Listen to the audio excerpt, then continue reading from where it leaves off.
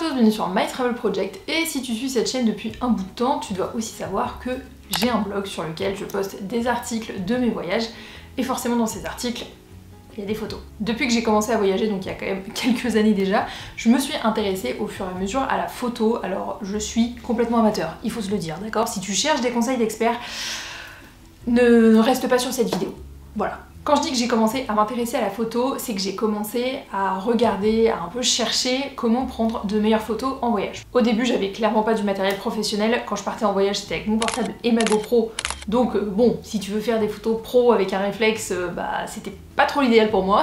Sauf qu'à l'époque, j'avais pas nécessairement les moyens de m'acheter un appareil photo professionnel, mais je voulais quand même repartir avec des photos qui étaient plutôt pas mal. En tout cas des photos qui étaient pas trop fades, qui représentaient bien mon voyage et qui surtout me rappelaient des bons souvenirs. Alors évidemment avec les années j'ai commencé un peu à investir, donc maintenant j'estime que j'ai quand même une bonne caméra, j'ai quelques différents objectifs, mais pour autant, quand je suis en voyage, j'ai pas non plus envie de passer mon temps derrière l'objectif. Donc c'est pour ça que même encore aujourd'hui, je me considère vraiment comme amatrice en termes de photos, c'est-à-dire que je pars du niveau 0 et j'ai quelques notions de certaines choses, mais c'est tout. En vrai, à terme, j'aimerais bien prendre des cours de photo histoire de m'améliorer, mais pour autant, au fil des années, j'ai quand même appris quelques trucs qui me permettent, selon moi en tout cas, de prendre des photos plutôt pas mal en voyage, des photos avec une belle composition, et pour autant sans avoir à investir directement dans du matériel plutôt cher pour celles et ceux qui ont un petit budget. Donc dans cette vidéo aujourd'hui, je vais te donner quelques conseils, te partager certaines de mes astuces pour prendre de belles photos en voyage si tu pars vraiment d'un niveau amateur, que t'as pas beaucoup de matériel pour prendre des photos de grande qualité, des photos professionnelles, mais que t'as quand même envie d'apprendre certaines astuces qui vont te permettre d'avoir des photos un peu plus sympas. Parce qu'on va pas se mentir, repartir d'un voyage avec des jolies photos qui nous rappellent des bons souvenirs, c'est toujours sympa. Mon premier conseil, ça va être de ne pas hésiter à aller chercher de l'inspiration. Donc déjà, avant de partir pour ton prochain voyage, si tu sais que tu voudrais revenir avec des belles photos, ou en tout cas des photos plus jolies que ce que tu prends d'habitude, n'hésite pas dès maintenant à aller chercher de l'inspiration pour voir les différents types de photos qui t'intéressent, les différentes prises de vue que tu aurais envie de recréer. Alors ça peut marcher pour plein de choses, ça peut être pour prendre des photos de toi ou pour prendre des photos de paysages. Si par exemple tu pars dans une destination où tu sais que tu vas aller dans un endroit très spécifique, tu as envie de prendre des très jolies photos de cet endroit, que ça soit un musée, que ça soit un parc national, eh bien n'hésite pas à regarder dès maintenant, que ce soit sur Instagram ou sur Pinterest, les différentes photos, les différentes prises de vue qui ont été prises de cet endroit spécifique, comme ça va te donner des idées. Et c'est pareil, si tu veux prendre des photos de toi, que tu partes avec quelqu'un d'autre ou que tu partes seul, t'as peut-être envie quand même de repartir avec quelques souvenirs de toi en photo, donc n'hésite pas à regarder aussi les photos qui sont prises par d'autres personnes pour voir les poses qu'ils prennent, pour voir également où ils se situent dans le cadre de la photo, histoire de pas juste prendre un selfie par exemple. Comme ça tu pourras soit recréer la photo toi-même avec ton trépied, ou tu pourras demander à la personne, ou aux personnes d'ailleurs avec qui tu pars, de recréer la photo pour toi. Donc ce que je te conseille après avoir cherché un peu d'inspiration, c'est forcément de te créer un dossier avec les photos qui t'inspirent le plus. En fait ça va te donner vraiment des idées de photos un peu plus originales que tu pourras recréer sur place, parce que si tu as envie de prendre de plus belles photos en voyage, l'inspiration et la créativité vient pas nécessairement de manière naturelle chez tout le monde. Et c'est vrai que quand on est en voyage et quand on n'a pas nécessairement d'expérience en termes de photographie, on va avoir tendance à prendre les mêmes photos que tout le monde, c'est-à-dire le monument pile en face de nous, alors que finalement si on changeait un peu d'angle, si on se baissait un peu, ou au contraire si on montait à un point de vue, on aurait peut-être un angle de vue complètement différent et ça ferait une photo beaucoup plus sympa. Donc si t'as plutôt l'habitude de prendre des photos assez basiques, crois-moi, de chercher de l'inspiration avant de partir, ça va vraiment t'aider. Après, mon deuxième conseil, ça va être de changer de perspective. Donc comme je te disais juste avant, il existe quand même plusieurs manières de prendre un paysage, un monument, ou de se prendre soi-même en photo. Personnellement, avec les années, je me suis quand même rendu compte que quand je partais en voyage, pour ce qui est de prendre en photo des monuments, j'avais quand même tendance à prendre toujours une photo panoramique. C'est-à-dire que je me mettais devant le monument littéralement en face et je prenais une photo comme ça. Alors une chose est sûre, au moins j'ai tout le bâtiment en photo, et je vais m'en souvenir. Pour autant, la photo est un peu fade, c'est littéralement la même photo que tout le monde, et on voit pas vraiment les détails. Parfois les couleurs ou la luminosité est pas très belle parce que t'as beau avoir pris la photo en face, dépendamment de l'heure de la journée, tu peux avoir une luminosité qui est un peu moins bien. Et comme je disais, on se rend peut-être pas compte de certaines spécificités du monument parce qu'on l'a pris de loin et de manière panoramique, alors qu'on aurait pu se rapprocher un peu, zoomer ou changer d'angle. Donc la prochaine fois que tu pars en voyage, essaye de prendre par exemple un monument sous différents angles. Donc comme je te disais, l'angle panoramique, mais tu peux aussi le prendre de côté, tu peux décider de zoomer que sur une partie du monument, sur un détail.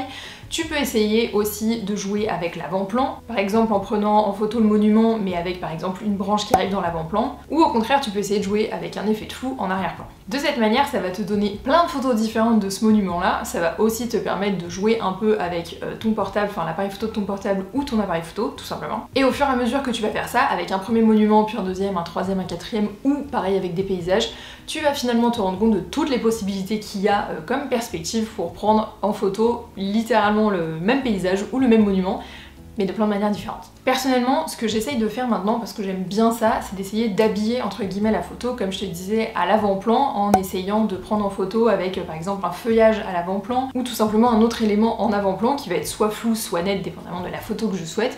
Je trouve que ça rajoute vraiment une dimension à la photo, et aussi ça fait une photo un peu plus originale. Mon troisième conseil, ça va être de baisser l'exposition avant de photographier. Ceci marche aussi bien avec la caméra de ton portable qu'avec une caméra tout court. Je trouve que c'est l'un des conseils les plus simples à appliquer pour améliorer la qualité de ces photos. Alors c'est vrai que dit comme ça, le fait de baisser l'exposition de ta caméra avant de prendre une photo, ça semble un peu contre-productif parce que tu dis que ta photo va forcément être plus sombre. Mais le fait de baisser l'exposition, ça va permettre de ne pas avoir de luminosité trop forte sur certains endroits de ta photo. Je pense notamment si tu prends une photo en extérieur. Tu l'as peut-être déjà remarqué en prenant une photo, mais parfois tu vas avoir par exemple le ciel ou des éléments assez clairs de ta photo qui vont ressortir beaucoup plus blancs, beaucoup plus lumineux sur ta photo. Du coup ça donne un effet un peu bizarre parce que tu vas avoir une partie de ta photo super claire et tous les autres éléments vont être assez foncés. En baissant l'exposition de ta caméra avant de prendre une photo, et ben, tu vas un peu éviter cet effet là. Alors évidemment dépendamment de la luminosité, surtout encore une fois si tu prends des photos dehors, tu vas pas pouvoir totalement effacer cet effet, mais ça va te permettre de gagner en qualité de photo parce qu'en baissant l'exposition, eh bien on a beaucoup plus de détails. Alors certes, la photo va te sembler plus sombre que si tu avais augmenté l'exposition de ta caméra avant de prendre la photo, mais continue cette vidéo, il y a un autre conseil plus tard qui va te servir à ce sujet. Dans tous les cas, je te conseille toujours de baisser un peu l'exposition de ta caméra. Alors ça veut pas dire de la baisser au maximum, juste un peu, c'est à toi de jauger en fonction de là où tu es, de la luminosité, mais selon moi, il vaut mieux toujours une photo sous-exposée que surexposée. Mon quatrième conseil, ça va être d'essayer de créer un fil conducteur avec ta photo. Ce que je veux dire par fil conducteur, c'est d'essayer de guider l'œil sur la photo. Comme je te disais au début de la vidéo, si tu prends une photo panoramique, donc vraiment de face d'un monument, bah ton œil n'a pas besoin d'être guidé. Il va rester sur le centre de la photo, il va regarder le monument et au bout de 2 secondes, tu vas dire ok merci bonsoir, passons à la prochaine photo. Alors que si tu essayes par exemple de prendre ce même monument donc à un angle différent, tu vas pouvoir essayer de guider l'œil sur la photo. Par exemple, si tu prends en photo un château et que tu as décidé de prendre une photo très spécifique de juste l'une des tours du château, vu que la tour va être quand même verticale, peut-être que tu vas pouvoir guider l'œil du bas de la photo vers le haut de la photo. Si tu décides de rajouter un élément en avant-plan, bah d'abord l'œil va se fixer sur l'avant-plan et ensuite partir derrière pour découvrir ce qu'il y a derrière. Si par exemple tu prends une photo d'une plage ou d'une falaise, tu peux jouer avec la hauteur de la falaise ou le tracé de la plage pour que vraiment l'œil soit guidé en fait tout au long de la photo. C'est un peu comme un sens de lecture en fait pour l'œil qui va regarder la photo, même si techniquement il n'y a rien à lire. Par exemple, si je te montre cette photo de moi devant une cascade en Indonésie, tu vois que moi je suis plutôt placée vers le bas de la photo et au centre, donc on va d'abord regarder vers le bas de la photo là où je suis, mais vu qu'il y a la cascade juste derrière moi, bah, l'œil va naturellement ensuite se diriger vers le haut pour regarder la cascade. Et si tu prends cette même cascade en Indonésie mais avec un élément en avant-plan, donc en l'occurrence cette espèce de fougère, et bah tu vas d'abord regarder la fougère pour ensuite passer au deuxième plan de la photo où tu vas voir la cascade. Avec cette idée de fil conducteur, comme pour le fait de changer de perspective, ça va vraiment te permettre de travailler le cadre de la photo. Et grâce à ça, tu vas éviter d'avoir des photos trop statiques, trop centrées, trop de face. Alors bien évidemment, il n'y a pas de mal à prendre des photos qui sont toujours centrées et de face, mais au moins ça te permet de jouer encore une fois avec différents éléments et d'avoir finalement des photos qui sont un peu plus dynamiques. Mon cinquième conseil, plus particulièrement si tu voyages solo, ça va être d'investir dans un trépied. Bon, ce conseil s'applique même si tu ne voyages pas solo, mais c'est vrai que quand tu voyages seul, c'est d'autant plus pratique. Donc ici, je te parle d'un trépied grandeur nature ou même des petits trépieds, mais dans tous les cas, un trépied, c'est la vie. Avec un trépied, encore une fois que ça soit un très grand ou un plus petit, tu vas pouvoir vraiment stabiliser ta caméra, tu vas pouvoir la poser, ce qui va te permettre de faire des plans fixes. Au lieu d'avoir toujours ta caméra dans les mains, ou peut-être que tu vas pas nécessairement être très droit, peut-être que ton appareil photo va être trop penché vers le bas, ou trop vers le haut. Alors que justement si tu prends un trépied, tu vas avoir cette stabilité, ce côté fixe et surtout ton objectif va être droit. Mais un trépied ça va aussi te servir si tu souhaites prendre une photo avec un angle très spécifique que tu peux pas nécessairement réaliser juste en ayant la caméra dans les mains. Et enfin encore une fois, avec un trépied tu peux te prendre en photo toi-même, donc c'est quelque chose que j'ai commencé à faire il y a 2-3 ans, au début avec un tout petit trépied, après j'en ai acheté un plus grand qui est celui avec lequel je suis en train de filmer cette vidéo. Et quand tu pars en voyage solo, si t'as pas nécessairement envie de demander à d'autres personnes de te prendre en photo, ou tout simplement que t'as envie d'expérimenter et de prendre des photos tout seul, le trépied c'est quand même magistral pour ça. Surtout qu'aujourd'hui, que ce soit pour prendre des photos avec son appareil photo ou avec la caméra de son portable, il y a plein d'applications qui te permettent d'avoir un retour caméra. Donc moi en l'occurrence ma caméra ici c'est une Canon, donc j'ai l'application Canon, mais même avec ton portable t'as aussi des tout petits boutons que tu peux acheter genre en ligne ou à la Fnac par exemple, qui vont te permettre de déclencher l'appareil photo de ton portable à distance et donc de te prendre en photo. Mon 6e conseil, ça va être d'utiliser la règle des tiers. Tu l'as peut-être déjà remarqué, que ça soit sur la caméra de ton portable ou sur ton appareil photo, les différentes lignes verticales et horizontales que tu peux afficher. Et bien c'est grâce à ces lignes là qu'on applique la règle des tiers. Donc ces lignes verticales et horizontales que tu peux faire apparaître à l'écran de ton portable ou de ta caméra, ça va séparer entre guillemets l'écran de ta caméra en différentes parties, donc 3 parties verticales, 3 parties horizontales. Donc il existe plusieurs règles des tiers, moi il y en a 2 que j'essaye d'appliquer le plus souvent possible. Tout d'abord c'est d'essayer d'avoir un élément principal sur l'un des points de croisement des lignes verticales et horizontales. Donc par exemple si je reprends la photo de la cascade en Indonésie avec cette espèce de fougère en avant-plan, on peut voir que la fougère, elle arrive sur un des points de croisement des lignes verticales et horizontales, donc la règle des tiers est appliquée. Et la deuxième règle des tiers que j'applique, c'est de toujours avoir la ligne d'horizon entre les 2 lignes du milieu. Sinon, en fait, ça fait un peu déséquilibré si ta ligne d'horizon est trop basse ou si elle est trop haute. Bien évidemment, ça ne marche pas toujours, ça m'arrive encore de prendre des photos où la ligne d'horizon n'est clairement pas entre les 2 lignes du milieu, juste parce que il y avait des éléments que j'avais envie de prendre en photo et que dans tous les cas, je ne suis pas une photographe professionnelle, donc parfois si j'ai envie de prendre des photos qui ne respectent pas ces règles, je les prends quand même. Mais avec ces 2 règles des tiers, même s'il en existe d'autres, et bien ça te permet d'avoir une certaine harmonie sur la photo et ça agit aussi comme guide si tu sais pas nécessairement sous quel angle tu voudrais prendre la photo, par exemple du paysage, la photo de toi ou la photo du monument que tu as envie de photographier. Et enfin, mon dernier conseil, c'est de ne pas hésiter à retoucher ses photos. Alors selon moi, la retouche photo, ça fait partie intégrante de la photo.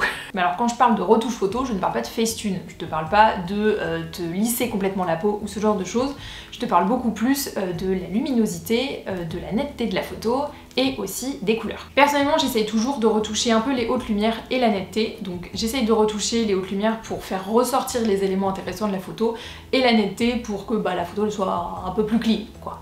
Alors il existe plein de logiciels de retouche photo, des gratuits, des payants. Personnellement, j'ai pris l'application Lightroom sur mon portable qui est gratuite, même s'il y a une version payante. Moi je suis restée à la version gratuite. Ce qui est bien, c'est que ça va te permettre de découvrir les différentes fonctionnalités en fait que tu peux toucher pour retoucher tes photos en termes donc, de couleurs, de luminosité, de netteté. Et si la retouche photo ça te fait un peu peur, tu peux toujours télécharger des presets. Alors si tu ne sais pas ce que c'est les presets, en fait ce sont des pré-réglages sur des applications de retouche photo et que tu peux appliquer directement mais genre en un clic sur tes photos. Donc il y a certaines applications qui vont déjà avoir des presets intégrés, mais sinon tu peux en acheter ou en télécharger gratuitement. Il y a plein de créateurs de contenu maintenant aujourd'hui qui proposent des presets en téléchargement. Moi j'en ai acheté un pack il y a 3 ans, en 2021, d'une blogueuse que je suis qui s'appelle She Travel the World et qui avait proposé un pack de presets. Elle en propose pas mal, moi j'en ai acheté qu'un parmi tous ceux qu'elle propose et c'est simple, je n'utilise que ça depuis 3 ans. Donc personnellement, si je veux mettre des photos sur mon blog, j'essaye qu'elles aient un peu toute la même atmosphère. Dans ces cas-là, je vais utiliser un preset que je vais ensuite un peu recorriger derrière si j'ai l'envie ou le besoin. Et parfois, si j'ai juste envie de corriger la photo sans pour autant appliquer un preset, là moi je vais juste jouer avec les différentes fonctionnalités qui m'intéressent et puis analyser un peu ce que je veux améliorer, ce que je veux un peu changer pour avoir vraiment le rendu qui me plaît. Donc voilà, c'était mes quelques conseils pour t'aider à prendre de meilleures photos quand tu pars en voyage. N'hésite pas à me dire dans les commentaires si t'as quand même appris certaines choses et surtout quels conseils tu vas appliquer pour ton prochain voyage pour prendre de meilleures photos. Et bien évidemment, si tu es par exemple un ou une photographe ou tout simplement que tu as plus d'expérience que moi dans le sujet, n'hésite pas aussi à lister dans les commentaires tes meilleurs conseils pour prendre de meilleures photos en voyage. En tout cas, j'espère que ça t'aura plu et nous on se retrouve bientôt dans une prochaine vidéo. Ciao!